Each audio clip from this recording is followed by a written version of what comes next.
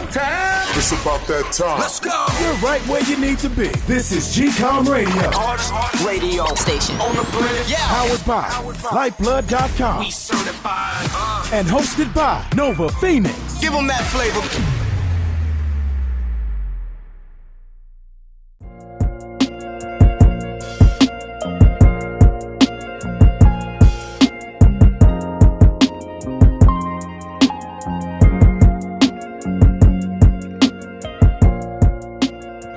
Okay. What's going on, everybody? What is going on? Glad you guys have tuned into this show. Of course, this week is going to be a short one. My bad. Again, it's chalked up along all the other my bads that I've done in the past.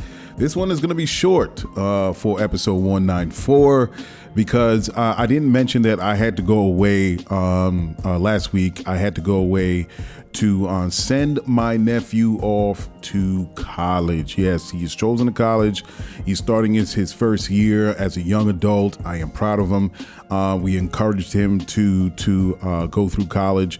He wasn't. I think when he was towards the end of high school, he wasn't sure if it wasn't really big on his, short-term or long-term list, but we encouraged him to go to college because, of course, we're living in an age where you have to have every edge possible in order to succeed, and I think it crept into his mind that he wanted to take some time off. But I know for my nephew, it's something that it's imperative for him to get it now. It's imperative for him to get it now because knowing how my nephew is, if he were to take some time off, he would probably come up with some excuses like a lot of us on trying to push off school or anything like that. So my nephew, he started his first year. I'm not going to say what college he went to. I kind of posted it on my TikTok on dropping him off, and he was on there. And I wish him all the best of luck. It's going to be a great experience to go through these college years and meeting new people, learning new things. And yeah, man, best off to my nephew. So yeah, so that's why I didn't have really time to come up with some content for 194. But I did something short, and it was something that came up. I was like, okay, if I have an opportunity to do it, and in the little time that I have to post it, what do I talk about? And I just so happened to see, Grace Randolph talk about, of course, what's going on with the movies now, and it was centered on the Blue Beetle. Blue Beetle, as you know, is a superhero out of the DC Comics universe, where a young man gets a outer space beetle that attaches to his back, and he becomes a superhero. It encapsulates him in this suit, and he gets all these superpowers like flight and changing his arms into any type of projectile weapon or blades, such and so forth. It was a character that I really wasn't into too much at the very beginning when they introduced him, but nevertheless, the character was appearing in many like animations, and he's a part of the DC superhero crowd, or whatever you want to call it. So yeah, she said some things on there that I just disagreed. Most of the time I agree with Grace Randolph. I think she's a terrific movie critic, but I think she missteps up sometimes, as we all do. So anyway, let's get into it, and I'll get into why I had some issues. So I am your host, Nova Phoenix, on GCOM Radio, on iHeartRadio, and we're gonna get into what Grace Randolph was talking about as far as kicked off on her movie Math, which she does once a week, talking about the numbers. Of course, why I like Grace Randolph is because she does everything as far as the trailer reviews, the reviews on the movies that have come out. I like that she does non-spoilers and spoiler reviews. But what really kind of got me into Grace Randolph work is that she works behind the scenes. She really gives you an idea of what's going on the business side of Hollywood in the movies, from the top executives right down to the crew that puts together the productions, who gets hired in the studios, the directors, the producers, from the people that put together the music, the DPs, of course, the director of photography, the individual that actually is hands-on with the camera filming it, and the director that just unfolds or just creates his vision of what the movie should be about. And everything under the sun as far as the business side, which is key. You can see how some movies get made and some other movies don't get made, how some actors get picked and how some other actors don't get picked. So she gives you some insight, which is great. But her movie Math was focused on how DC is taking another hit because of Blue Beetle, as I mentioned a couple of seconds ago.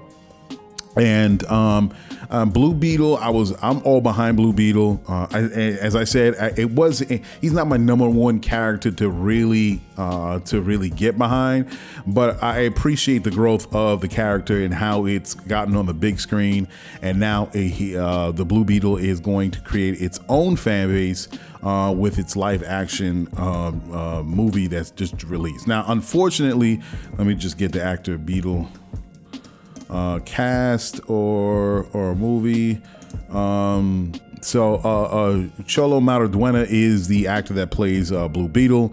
Amongst others, of course, the big one to me that stands out a lot is Susan Sarandon, who plays Victoria Cord, and George Lopez, who he plays the family member to Blue Beetle. I forgot the Blue Beetle's name. Jamie Reyes. His uncle, I think. His name is Rudy Reyes. So this movie came out, and I think it came out at the wrong time. It was getting a lot of good reviews on Blue Beetle for a character that I really didn't gravitate to at the very beginning, because I just wasn't sure of who this character was. And sometimes it's a slow burn for me to really catch up to certain new music, even if it's new music, new characters, new movies, everything like that. But I slowly kind of liked Blue Beetle when I was watching the animation Blue Beetle in, I forgot the name of the cartoon, but one of the superhero crew members was Blue Beetle. I'm like, okay, I could dig him. I like Blue Beetle. And as I said, he came out with the movie. They decided to put it out, which I was like, well, okay, let's do this. And it did not get rave numbers, opening weekend numbers. I think Grace was like, $25 million. That is not something that the studio is very proud of. It came in very low. They say, I think it's one of the lowest, or they're saying it's the second worst domestic opening weekend for a DC movie, I believe. So anyway, I do not blame DC. I do not blame the movie. I do not blame Cholo Maradona or anybody involved on the creative side. I think this is something that that has come straight from the studio. Comes straight from Warner Brothers, of course, Discovery. I think that it was just bad timing. I think if this movie could have made a whole lot more if the current state of things with DC wasn't so just crazy and terrible. And right now, DC is at a very low point. It is a very low point and a very well made film. I haven't seen it yet, but based on what I see on the trailer, it's just bad timing for everyone involved with this Blue Beetle movie. I think, and there's a couple of reasons. I came down with 8 reasons why I feel that Blue Beetle just got the short end of the stick, and it's out there now. Personally, for me, it should have been a straight to streaming movie release, but it is what it is, and it was based on bad choices and from bad characters on the business level, on the studio level. I think the studio can't get their head out of their ass. I think the studio is full of ego and ineptitude, and people that have been in their chairs for way, way too long, and they've gotten way too comfortable, and they can't really get a rhythm here. They don't have a rhythm. I think with something that as big as DC property, I think it's in the wrong hands, and it shouldn't no longer be in those hands. But the studio, this is just a prime example how the studio has the WB just really cannot get it together. A lot of people felt that David Zaslav, that was head of the merger with Discovery and Warner, the fans were hoping that this would be an opportunity for there to be a shakeup, and there has been, and through this merger. But unfortunately, there's some missteps still happening, even with David Zaslav kind of like hovering from the top. And the fans know that this is taking place. Now, my bad, folks. I have some music that's playing. I hear it, and I'm not going to tell you. It's annoying the hell out of me. It is throwing me off. I live in the spot where my neighbors play loud music. And everybody knows, people that live in New York know what it is when you're living with people that play loud music. And especially what I do when I get on this mic picks up everything. And it is annoying me because I just hear it in the background. That's just me. I hear it in the background, and it's annoying me. And it's a whole other thing. It's not during the day. It happens even at night. Oh man, I can't wait to move. I cannot wait to move. Yes, that's something that I'm working on. I just can't wait to move, man. I just can't do. Some neighbors segue. I'm sorry, folks. I got to segue. Some neighbors in New York, living in apartment buildings, some neighbors can be, unreal, man. Some neighbors can be unreal, man. Some neighbors can be unreal. They could be the root cause of your discomfort. They could be the main ones that's causing all the problems, and then they want to complain about you doing like a little thing. It's like the bullshit. Human beings. I'm an introverted extrovert. I love people, but then I hate people. Because it's just the stupid. One thing about me, you meet me, I hate illogical shit. If it don't make sense, it annoys the fuck out of me, and it gets under my skin. I hate people, illogical people, man. Man. Anyway, let me continue on. And that's number one. All right. Number one, that's the main issue that's got movies like Blue Beetle really not doing well. Number two, the whole shit storm with the Zack Snyder situation. Everybody knows up to this point, it has gotten so, it has went through the ringer about the whole thing with the painful detachment between Zack Snyder and the WB, whatever the issues that was happening, the clashing of personalities. Zack Snyder could not come back to the WB even after the situation that happened with his daughter. Obviously, there's some things going on at the studio, ego, ineptitude, that could not get Zack back into the fold, into Warner Brothers. And the people were watching it from afar. The fans and moviegoers and everybody in between was looking at this thing play out in real life, and they could not get Zack Snyder.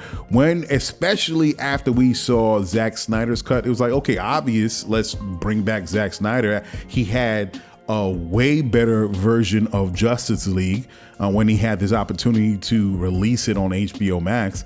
Like, give it to him. Could not happen. People were upset, and this thing was an ongoing thing that all these movie critics on YouTube were talking about. The studio was trying to like, nah. Zack was like, nah. And I'm sure in some ways Zack did want for this thing to work, but it just didn't work. All right. Number three, and that always comes back, and all my other points that I'm making, it all ties into the Zack Snyder thing. It's crazy, and I'm not even say like I'm a blind Zack Snyder fan. I appreciate Zack Snyder's work. It's just unfortunate that it can't carry on, and I'm even myself ready to move on. But it all kind of comes back to Zack Snyder. I'm like, you know what I mean?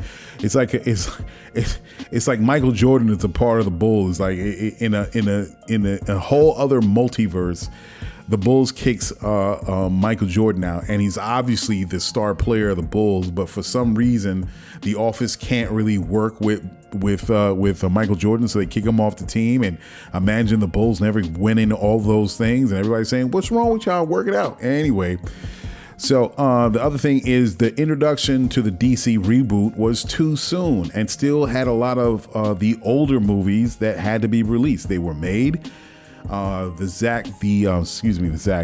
David Zaslav merger happened.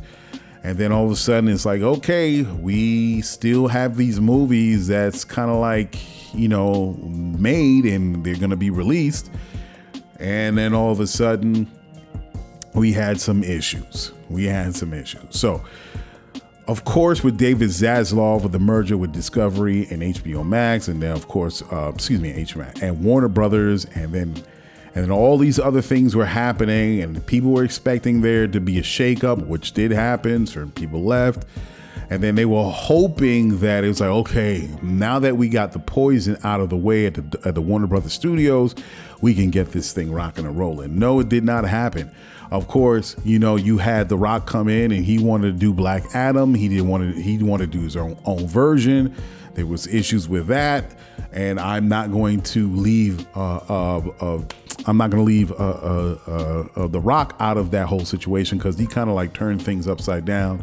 He wanted to make Black Adam the man and build the universe off of Black Adam, which I think that's not the way to go. But Shazam and Black Adam, and then Shazam was never in it. He reintroduced Henry Cavill and all that whole bullshit was going on with Henry Cavill and the Warner Brothers Studios, and hoping that by putting Henry Cavill in Black Adam as Superman, then that is a sign that, because people wanted Henry Cavill back.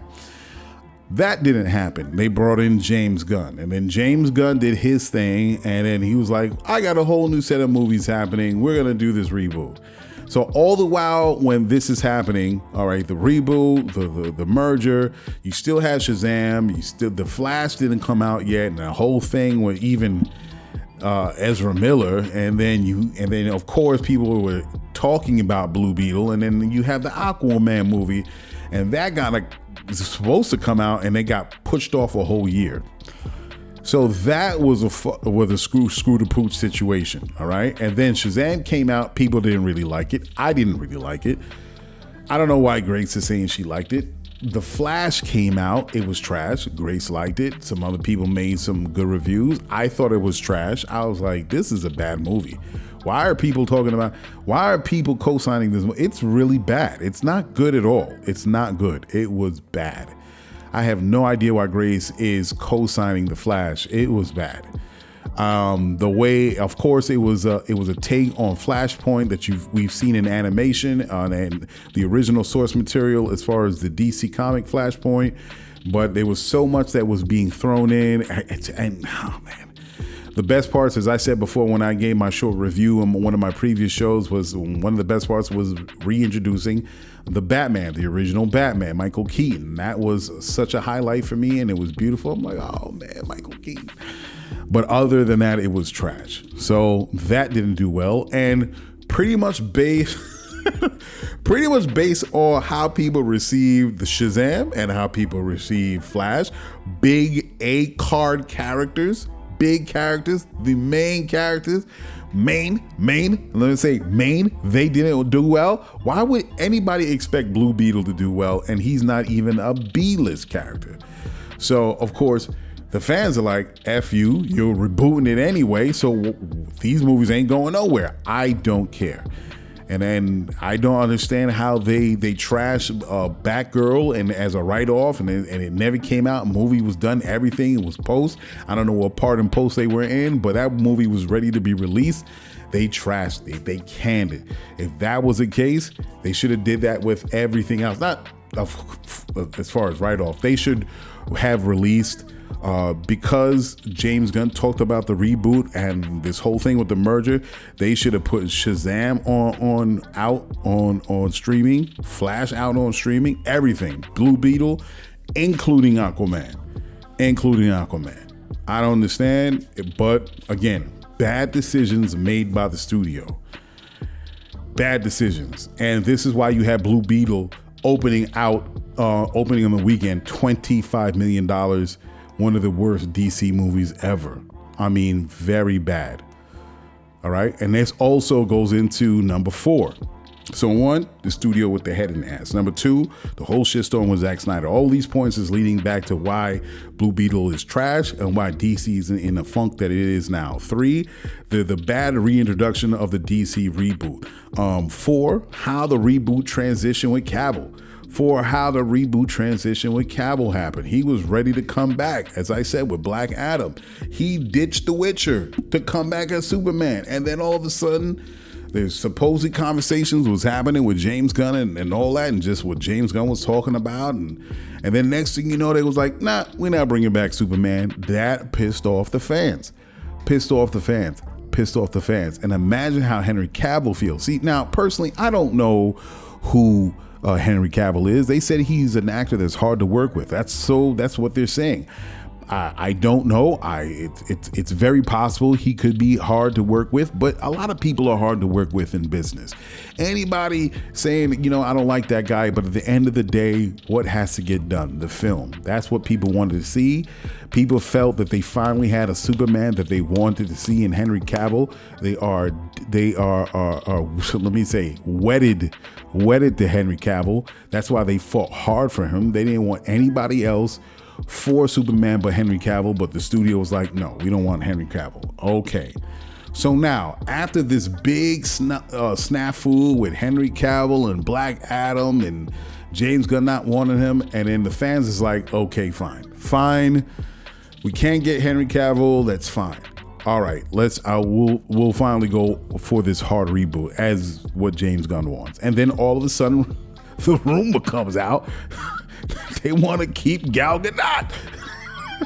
Even before that, they were talking about they wanted to keep Aquaman and have him in Jason Momoa in another role other than Aquaman. I'm like, wait, he's Aquaman. All of a sudden, he's gonna be this reboot trash. That's number 4. Terrible. And everybody staring at this is like, the WB is so fucked. Number 5, of course, how James Gunn handled the transition, the soft or hard reboot. The fans is just tight. They was like, okay, you want it to be a hard reboot? Fine. You want to do a hard reboot? Fine. All right, let's do it. And then all of a sudden they're saying, wait, well, maybe we'll keep what?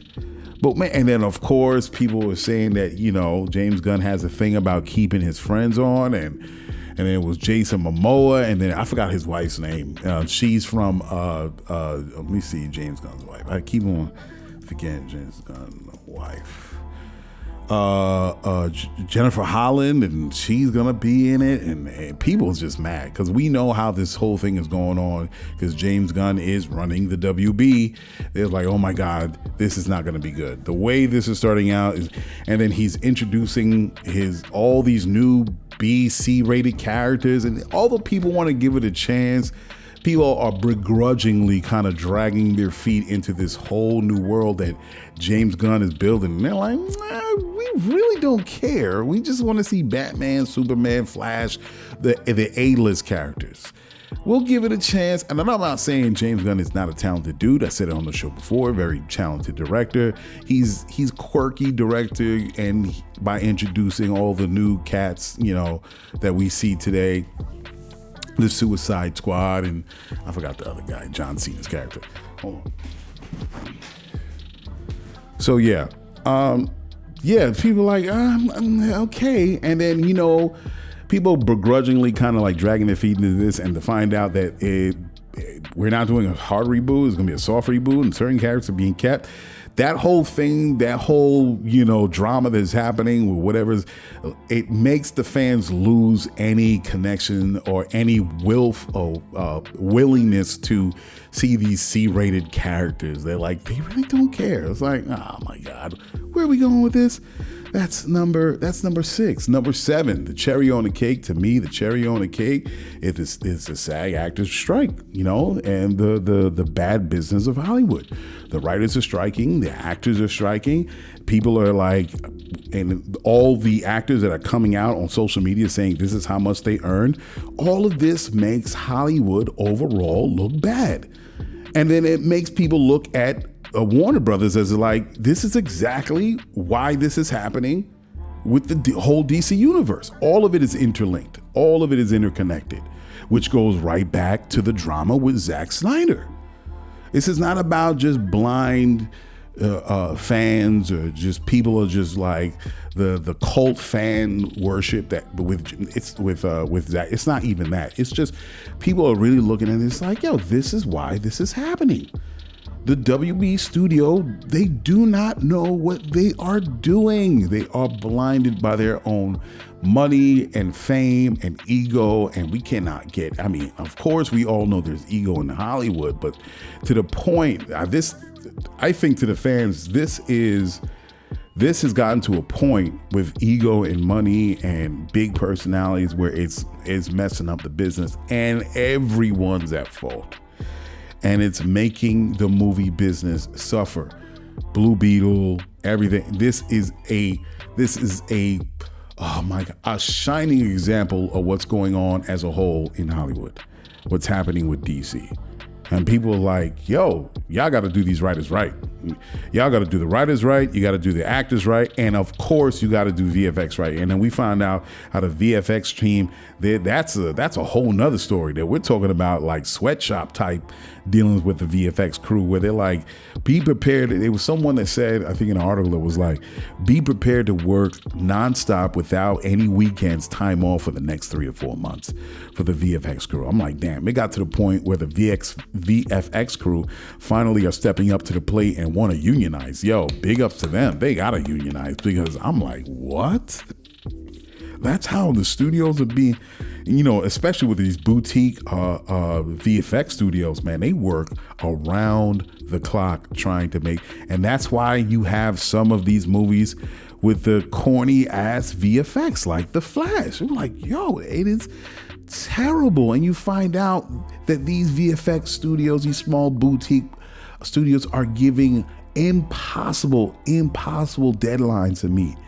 And they got a crew, and it is, yes, movies have gotten to the point where a lot of it is VFX heavy, a lot of it's computer CGI heavy, because we can do it, because the technology has caught up to the point where we can see amazing things and it just looks so real. It is a big part of Hollywood.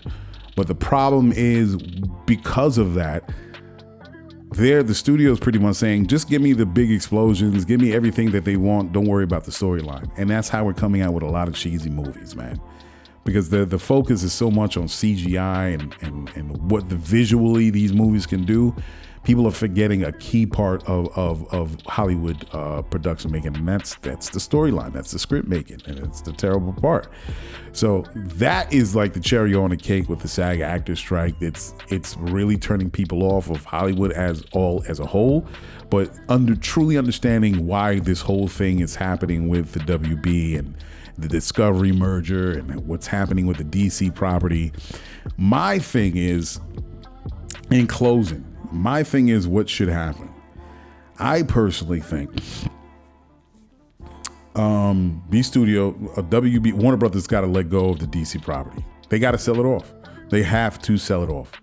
They got to sell it off because they don't know what they're doing. And they need to pass it off to another company, another film company that has someone like a Feige / Christopher Nolan / Matt Reeves, even / Taika Waititi. And I'm not a big fan of him and what he did with Thor. And people are like, why are you even mentioning Taika? Because Ragnarok was spot on right. It was some seriousness, and it had some humor parts that were put into it. It was a different take on the Thor character, and it hit his sweet spot. And people was like, okay, dope, that's what we want. It doesn't always have to be super serious. It doesn't always have to be like a drama drawing out to 3 hours and this character. I understand this is source material, is comic book material, is comic book content. We get it. But then it went overboard, and Taika Waititi just took it to places like it turned slapstick, Batman and Robin type Joel Schumacher. It was terrible.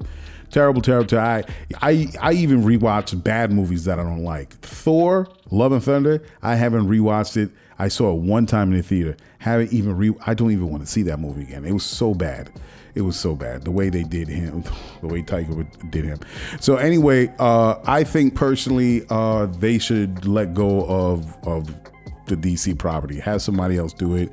Someone that's not just business, someone that loves these characters. DC grew up with it, know what these characters are about, willing to learn it and taking it to new places without disrupting any canon material. That's what needs to happen. And the thing that I don't understand, even Grace said, that Grace kind of inputs and some movie reviewers input, every time a superhero movie doesn't do well, they blame it on two things. They blame it on superhero burnout. I'm like, superhero burnout? Yeah, what are you talking about? Spider-Man, not No Way Home, the Spider-Verse, that was a massive hit. Wonder Woman was a massive hit. Of course, Black Panther was a massive hit. When all these movies came out, Aquaman was a massive hit, the first one. When these movies came out, nobody even mentioned superhero burnout. But as soon as a superhero movie doesn't do good, doesn't make the numbers, oh, well, I guess people don't want to see super. No. You're misplacing the blame. The blame should be on you because you made a bad movie. The blame should be on you because you concentrated more on VFX instead of the writing. That's where the blame should be. You can't, try to distract people and say, really deflect and say, hey, I guess the fans must not like. No, you made a bad movie and accept it and see where you went wrong. That's the big problem with the WB and the merger and everything like that. They're not willing to take it on the chin and say they went wrong. That's one thing. What was the other thing I was saying? Oh yeah, and the streaming thing. One is the WB, right? Excuse me. One thing is trying to blame superhero movies. And then now they're saying the other thing is, streaming was just a terrible, terrible thing for the studios. It's not making any money. Oh my God, we must do something. Now they're complaining about streaming. No. There's nothing wrong with streaming. The technology is sound. There's nothing wrong with streaming. The problem is you keep on raising the prices to these damn subscriptions and people are like, I feel like I'm paying for cable all over again. The original concept of movie streaming was, all right, and which Netflix kind of kicked off and all the other studios is like, yo, we got to do what Netflix does. It's based on a subscription. You can only squeak out but so much money from these subscription revenue to do these big blockbuster movies you want to do. You got so much people that are watching your channel, okay? So what has to happen, you keep on raising the prices. Now to the point where it's like, yo, people are paying like $100 for all their, and then there's so much shows that people want to see, but it's spread out across all these other movie streaming channels. It's like, I'm not getting all these joints. So now the studios are complaining they're not getting the money that they want when they spend all this money on these big blockbuster movies, and then they feel like they have to rate. No. It's a failure because you keep on thinking of the old way. Now, what's the answer to that? Are these studios saying they're going to stop movie streaming and go back to movie theaters? People are not going back to movie theaters. This is the problem. You have people that are thinking in analog ways. People their movie business decision making has been so clouded by their ego that they're not even willing to think outside the box on what's necessary to make profit for movies. So now they have to revert back to the old ways of doing things because that's just what they know. No, movie streaming is not the problem. Now, this is where people are going to get upset with me about. As a business person, this is what I'm saying. This is how, to me, is a solution to the movie streaming experience. We're not going back to the movie theaters. I'm thinking about when I move, I'm going to get a bigger television. So that's going to even make my movie watching experience even more rooted to watching it at home. Gonna get like a 72 or 80. Look, listen, we're not going back to movie theaters. There are no one in the movie theaters, even for the blockbuster movies that come out. All right. And it's very rare, even for the blockbuster movies, but they've been so 50-50. People are saying, you know what, forget it. People are not even sure about the big blockbuster movies so far. So they're just going to stay at home. This is what you need to do. You need to have a fixed rating for your subscription service. Say for Netflix, do not raise the price. We understand the price got to raise every 8 years. We get it. We understand, but you can't start raising prices every 2 years. Okay. You have a fixed price, $8.99 for the subscription service. Now the movie studios will make deals where you have to release movies as pay-per-view. You don't have to just throw the movie on, say, Apple TV and be like, it's there for everyone to watch. If you have a big blockbuster movie, let's say, what was that movie with Thor? Let me see, Thor actor. What's his name? I can't remember. Say Chris. Okay, Chris Hemsworth. I can't remember. The second one came out on Netflix, and it was off the chain. Extraction. Boom. Say Extraction. Number 2 was off the chain. It was great on Netflix. If you have a big blockbuster movie that has an A-list actor like Chris Hemsworth, or you have an all-star cast for a big movie, offer it with a pay-per-view price on the movie streaming platform. Say it's Netflix Extraction. They say, all right, this is a big movie. You marketed the hell out of it. Netflix should offer it to be watched for $19.99. I would pay for it. I don't want to go to the movie theaters. This is a movie that something has been released on Netflix alone. If Netflix says this is going to be $19.99, I would pay it to watch it.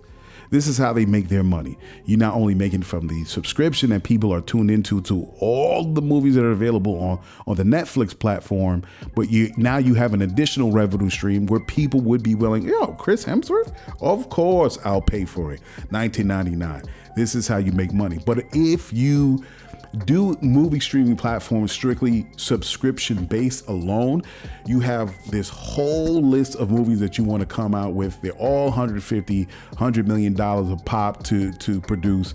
Now all of a sudden you're basing it on a $5.99 subscription service. The math doesn't make sense. So you have to make money somewhere. So if you said, listen, we're going to release it $19.99, just like any other movie that comes out on the movie theaters, if this is something that's strictly on the movie streaming platform, for example, Netflix says $19.99, I would pay for it. So movies, and this is not like, I'm not even thinking like, I'm not revolutionizing the the movie business. I'm just saying, how can we sustain movie streaming channels and the movie studios make money and everybody makes money and everything like that? Charge on the platform, duh. It doesn't have to be a movie from said studio and it's going to be released in the theaters and 3 months later you're going to release it on a movie streaming platform, or you're going to say, oh, listen, this is a special movie on the platform and it's going to release strictly on it, so we're going to offer it to our subscribers. No, how are you supposed to make money? You got 5 movies with $150 million a pop. How are you supposed to make this money back? Charge people, man. Especially if it's something that it's on the movie streaming platform. And right now, people just tired of it because everybody's coming out with movie streaming platforms and there's a whole bunch of movie content that people want to see. And it's like, well, I'm not going to get 8 movie. I certainly not. Nobody's going to get 8 streaming movie platforms and pay for monthly for each one of them. And then for what? For what? And spend $100 for what? So in that sense, y'all got to work it out. You got to do bundles or something and split the cost and offer these, have a split on it on certain unique movies that's released on these platforms. That's about it. That's all I'm saying. Yeah, I'm done. So all in essence, this whole shit is trash. This whole shit is trash. The movie execs don't know what to do. They're lost. They're caught up in their own egos and the money making it's bad. And I know why Grace Randolph can't do that, because Grace has created relationships with these studios, with particular people, where she can have interviews with them and the insider information. So she can't really go all out and just trash all these movies, because then all of a sudden she would put her own connections at risk. So she has to kind of buddy up to bad films, and that's just business. So she's not going to really say that. So a lot of times I do listen to Grace, but at the same time, I know when the business side of Grace is kind of like coming in and she doesn't want to, look bad in front of her insider. And the next thing you know, they all dry up, and she can't give us any insider information on the upcoming movies. But yeah, that's all I'm saying. I'm gonna get out of here. I guess it wasn't a short one. I guess this was a regular show because it's it's coming in, at that 38, 39 minutes. But anyway, I'm going to get out of here. That's my take on my 7 reasons why all this shit is messing up. And that's what it is. Stop blaming movie streaming. Stop blaming it on superhero fatigue. It ain't that. They just need new blood, new studios. They need to act right, these movie studios, and give credit where credit's due. Get these movies made.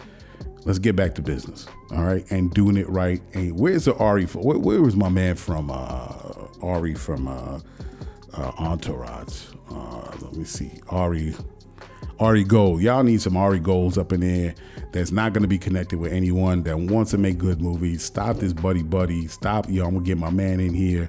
Let's get back to making good movies. Know where the weaknesses are, especially with the scripts.